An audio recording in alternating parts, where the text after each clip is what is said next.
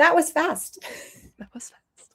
So hello to anybody who might be out there right now or hopefully in the future as well. I'm Sherry Richert Belul, and I'm here with Dayna Gowan. Did I say that right? Is it Gowan? You sure did. You got it. And Dayna is a speaker and a workshop facilitator, improviser. She's a distinguished Toastmaster. I love that part. And host of the Improvly Speaking podcast. And that's the name of your business too, Improvly Speaking. Mm-hmm. And, Dayna and I connected because I think I'd seen you somewhere and I loved what you were talking about. And I liked your spirit and I wanted to talk to you. And so I just said, hey, can we get on a call? And then when it was time to get on the call, I was deep in grief. I was really deep in grief. And I think, did I reach out to you and say hey, we could reschedule? I can't remember. I can't remember either. I think you kept the call, but when we first started, you were like, hey, I need to let you know that I'm going through a lot of stuff. I've got a lot of grief. Maybe that was it. I can't even remember either. And yet I'm so glad we kept the call, right? And we still talked. Exactly. And I thank you for being the sort of person. I think you're right. I think maybe I wanted to give you the option in the moment, but I also, what came from that first call, I'm still excited about. And it's interesting because I'm connecting grief and excitement, but that's the truth, right? What happened was because you were so accepting of you were just okay, well, wherever you are, that's where you are. And it sounds simple, but not, we don't always offer that to people. No. And I've worked a lot of my life in corporate. Most of my career has been in corporate, and especially post-COVID times when we've been on Zoom or this virtual meeting environment. I feel like we see everybody in these little boxes, and that's the person we see and expect to show up. Okay, hey everyone, we've got this meeting. It's 30 minutes long. It's an hour long. We have a lot to discuss today. Boom, boom, boom, boom, boom. We've got an agenda. Let's go. We got to be efficient. And we forget that people have lives outside of this little box right here. This box. Right? Oh my gosh. Wow. And yeah, we forget that, and we show up okay, let's go. LinkedIn has told me I've got to be efficient. I've got to have an agenda. I've got to be prepared. And yet someone comes to the meeting going, hey, something's up with my pet, my child, my parents, anything, something's just up. And we're well, there's no time for that. There's no time. In corporate, it feels like there's no time for it. And I was so happy to be able to offer that acceptance to you, because I try to offer that for everyone. That acceptance of I show up as you are. There's no need to put on a mask, a front, a jacket, a disguise. There's no need for any of that. Just show up as you are and be accepted for the ideas and the conversations that you bring. And I hope that I model that in every meeting that I show up to. I love that. And so I'm going to spoiler alert. I'm just going to tell everybody the whole thing right now, because I never get tired of thinking about this. What happened from that is that because I was in grief and I was also excited about you doing improv, we ended up coming up together with this idea or this understanding or insight that we need improv when we're grieving, because otherwise we're I'm going to speak for myself. No. Oh, all the push down. Tears are, I'm doing this and you're pushing. Yeah. This is great. We didn't even plan that, but it's I'm doing this. The tears want to come up and we're pushing them down. No. Not time. This isn't the right time. I don't want to feel that. That's too much. I don't think I can handle that. I'm not going to be able to bear that. Instead of what, of course, you're the master at, I'm sure. And most people know the yes and, right? And I'm so grateful to you. I had never in my life thought about that concept until I was talking to you. I will be honest, I am not a grief expert. I have never connected improv and grief in the same sentence. And yet when I was talking with you, I said some really profound things. Even I was oh, wait, I need to write that down. And would you mind if I shared what I wrote down from that meeting? I have my little journal here, and it was one of the last pages of it too, and I feel like it kind of just like capped it off. But we talked on March 10th, 2026 at 2:15 p.m. I made very detailed notes, and it says, Sherry said, grief is in itself improv. I said, absolutely. Improv is all about listening to your scene partners, your body and mind, which are two different entities. They fuel each other, but two entities. They are scene partners with you, your soul, in this scene called life. How profound. I wish we had some like dun da da da. We need some like Right. grand music to underscore that, Dayna, right? And then you just said that off the cuff. I remember you were just like, bloop. And it's so, I think we both, well, maybe I said it because you're kind of humble, but I think I said, wow, I could see that in stone somewhere, etched in You stone. said, oh, that's poetry. You're like, that's poetry. And I was like, I've never considered myself a poet. And yet that was so profound. And there's a little bit more too. But wait, yeah. If a wave of grief comes up for you, you have to honor that, or you're not listening to your body and mind, aka your scene partners. Honor it, show up as you are. And then at the end I wrote, I've had lots of grief/loss over the past few years, and I just kind of honored that I have had grief. I haven't had loss of a person, and knock on wood, I don't want that, loss of a person physically, from this world, but I've had a lot of change, and change is a form of loss and transition. And so just honoring that change, and even like coming up on like anniversaries of change, I think still affect us too. So much. And I guess I just want to insert here. It's like we don't have bullet points for this conversation. We just hopped on. We've had, I think, 2 great conversations off the cuff, and fantastic conversations. And we trust it. So it's not like we have like bullet points, but you just led me to something we were talking about right before we went live, which is that the word grief, I think you said you were talking about something in your own life, and you said, well, that's kind of a little g, grief. And yet grief is grief is grief is grief. And it's one of the things that I so want people to feel is true for themselves, like to be able to acknowledge loss and not have to do, Brene Brown says, don't do that comparative suffering, like, my loss isn't as big as that, I mean, I'm sitting pretty in my nice townhome, right, with air condition, like other people don't have that luxury, yes, I like, we can obviously compare ourselves and the type of grief and loss, and yet it's still a pushing down, right? Like, is it okay to say what you were talking about? Is it? Absolutely, please. So we were talking about Dayna has a 2-year-old, right?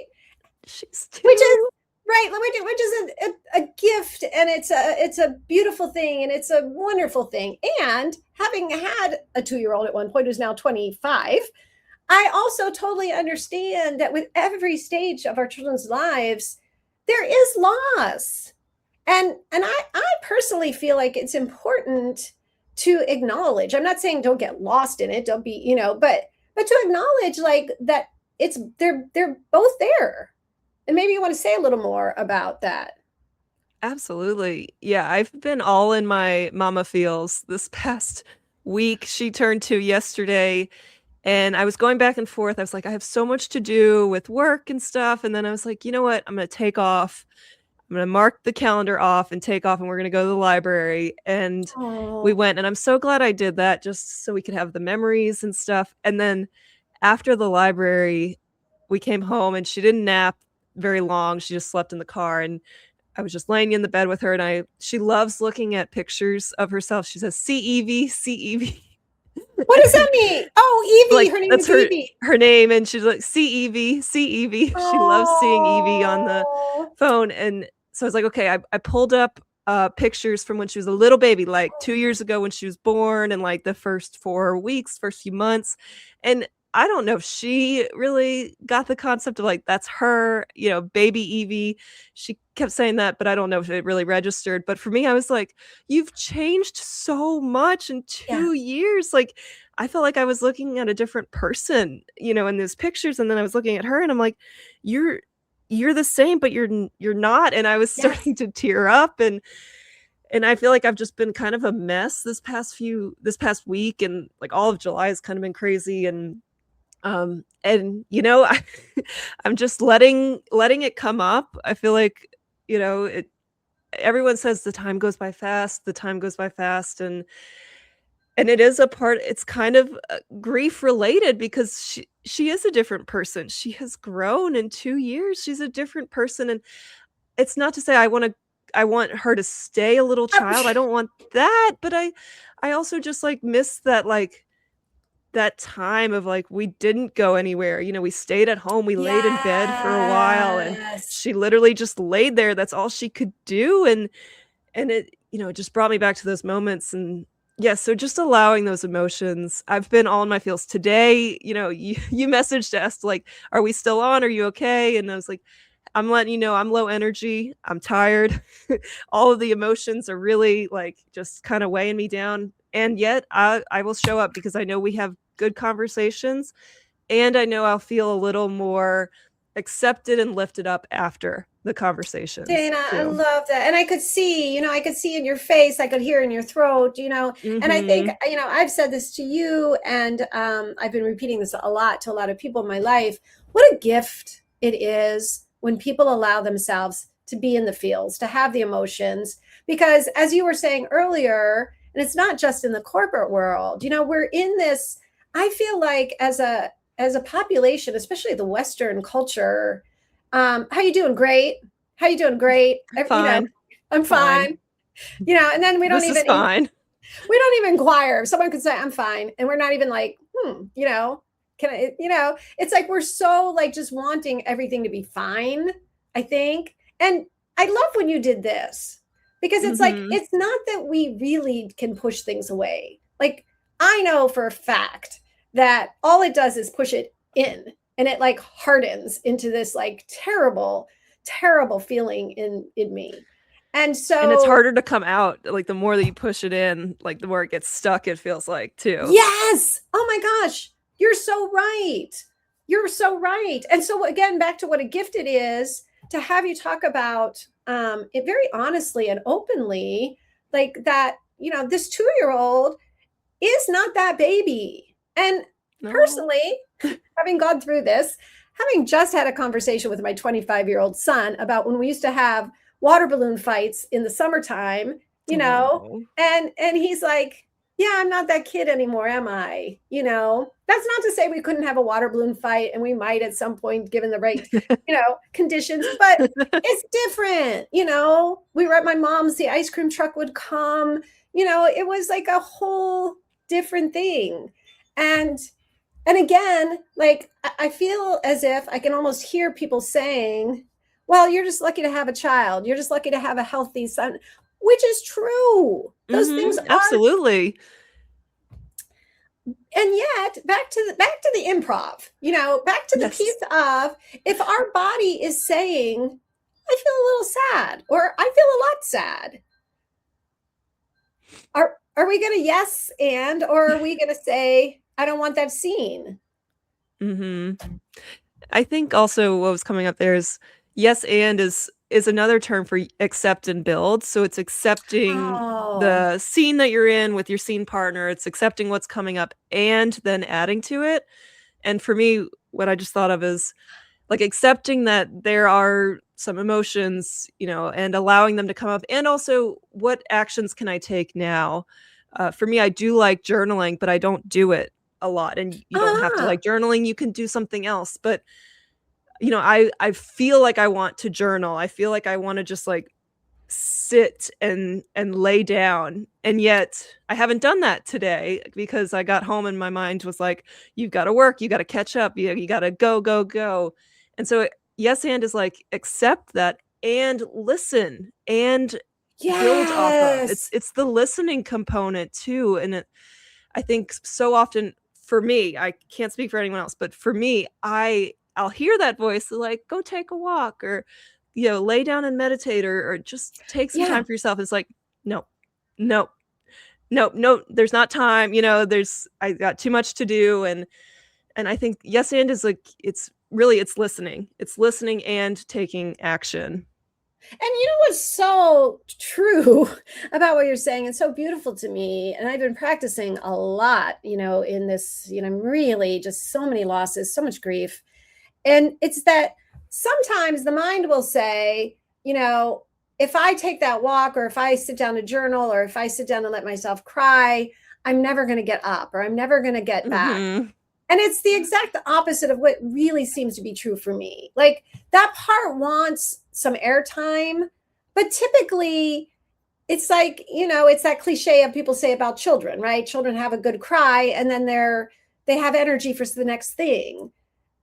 And I find that to be typically true. Maybe not always, but if it isn't, you really needed that nap, or you really needed that walk, right? Oh, absolutely. Yeah. So again, I mean, yes and for me has been so transformational in my life, just discovering yes and in the improv world. I started taking improv about 5 or 6 years ago, January 2020, the perfect time to take on any new Wow. hobby, what I like to Right.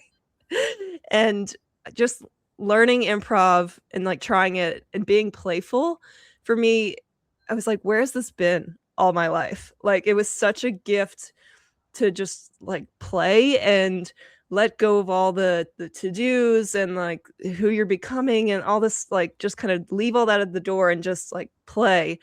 And so yes and has been transformational for me in creating my business and like taking steps Yeah. to offer the podcast to Yes. start the business and to have conversations and like collaborate and create new ideas. I'm great. I like to say I'm great at yes anding. Then the harder part is actually like logistics and implementation, like, actually like putting things together.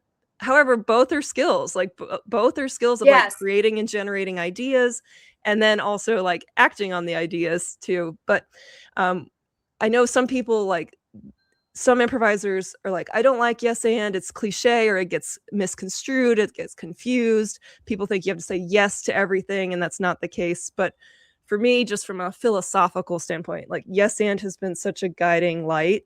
And again, I've never used it for grief before when we were talking, like that just kind of came up.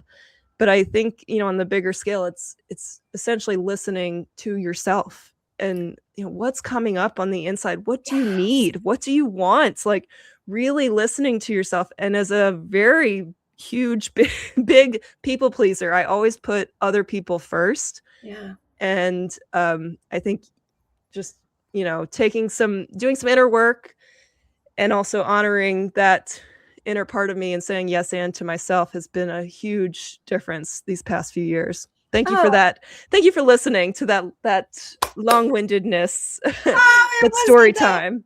But you know what? It was beautiful, because I think that that's exactly what we're talking about is that listening to ourselves. And I love actually that you put a little highlighter on the and part. So I've got, something's up. I've got a call with Dayna. It's the first time I've talked to her. I have a wave of grief, and it's the saying yes to it.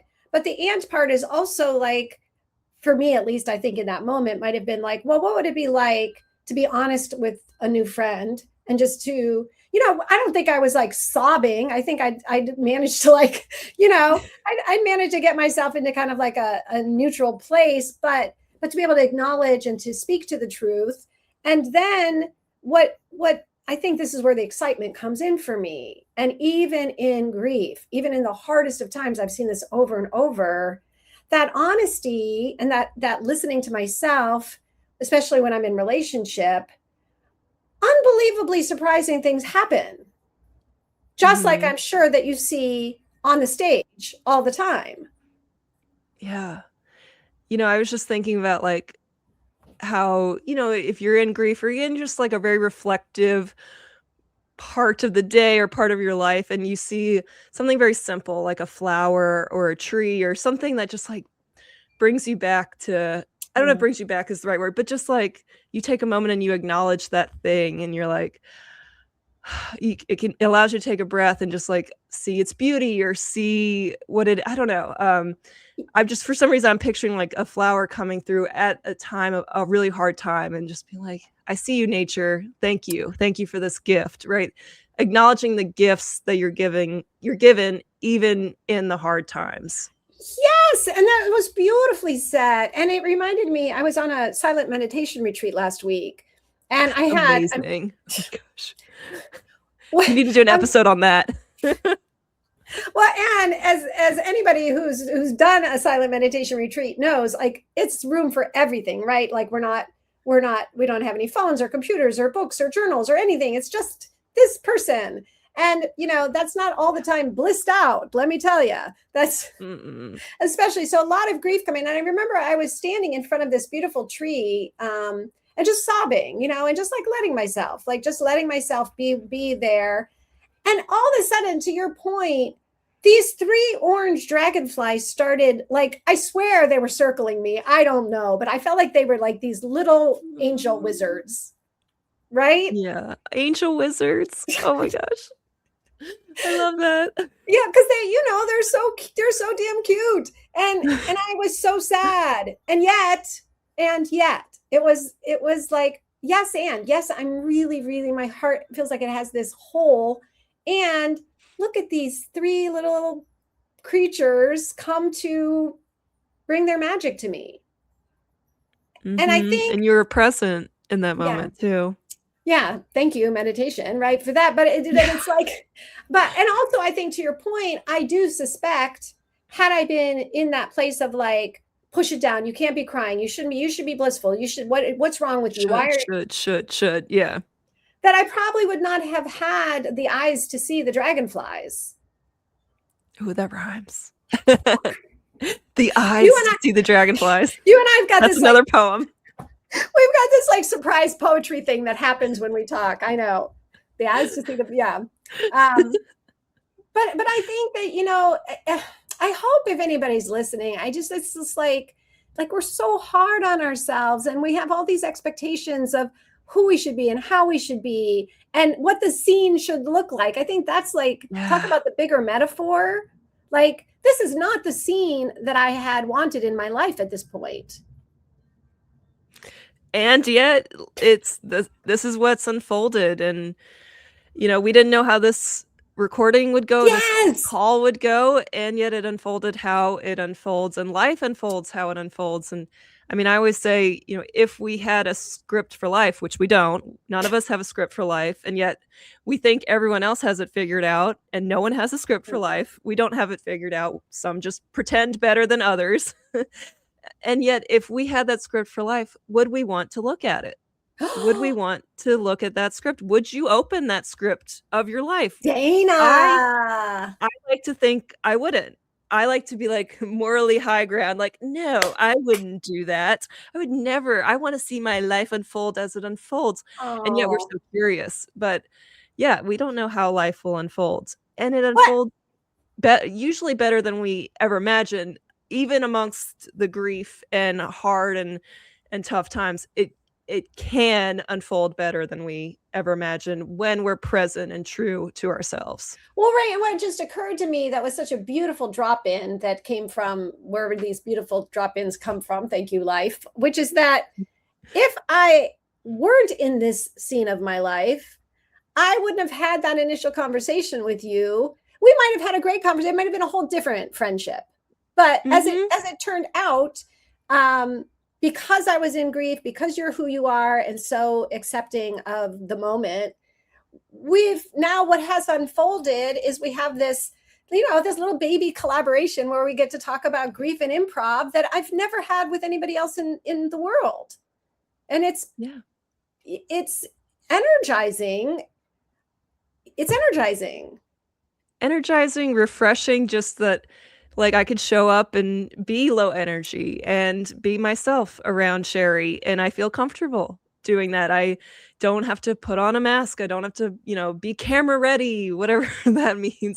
Like, I could just show up and chat, and I think that's so important too these days. It's just feeling accepted and and heard and seen and valued. And I always love how you're so honoring of, things that you're like, oh, that's so beautiful. Like you Oh, really honor, what people are saying, and you're truly listening. You're truly being present, and you're not being fake about it. You're like, I felt that, and that's how the conversation keeps going. oh, So more of that, more of all that, more of us just being ourselves. yes. The word authentic kind of like just more of acceptance and being ourselves. And, maybe just taking some time, if you're in corporate, whatever, job you do, like checking in with people, I think goes such a long way too. I love that. I love that. And when you just said not camera ready, like it's why, and I love that you're just like totally on board with this. And most people I talk to are, where I'm like, let's not prepare. I don't want to have bullet points. I don't want to know what we're going to talk about, because then it's dull, it's dead. Right? It's like having the script. I guess that's exactly what you were saying, right? And or you can be prepared. You can show up with, when I do the podcast, I have questions that I want to ask people. I have too many questions. I know we're not going to get through them all. And yet I will honor whatever comes up. I've had episodes where I ask people their journey question, tell us how you got here. What's the journey been like?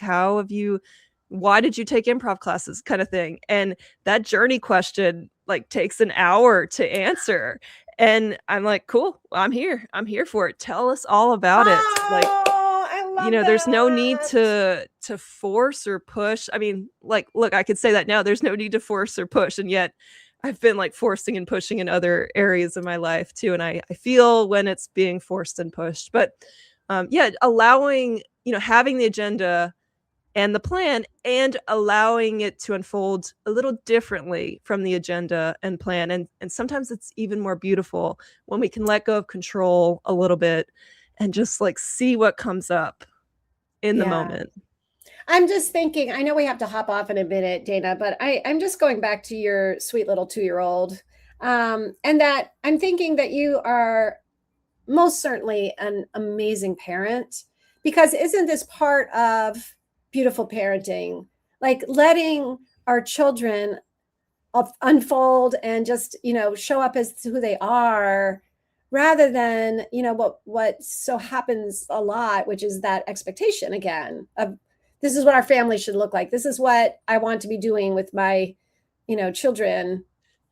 Yeah. Yeah. And I've had 2 years in, and I've got a lifetime to go of continuing that beautiful parenting. I haven't heard that term. I like that term, beautiful parenting, instead of gentle parenting, beautiful parenting of, being very accepting of your kids, and, obviously keeping them safe and out of harm's way, and also giving them the chance to explore and learn and grow. And there's some balance within that too. And that can be very tough as a parent who has things to do and like time constraints and stuff. And that's usually where I feel the force and the push come in, when we have somewhere to be and something to do, and we're running late. And I usually find my energy is much different.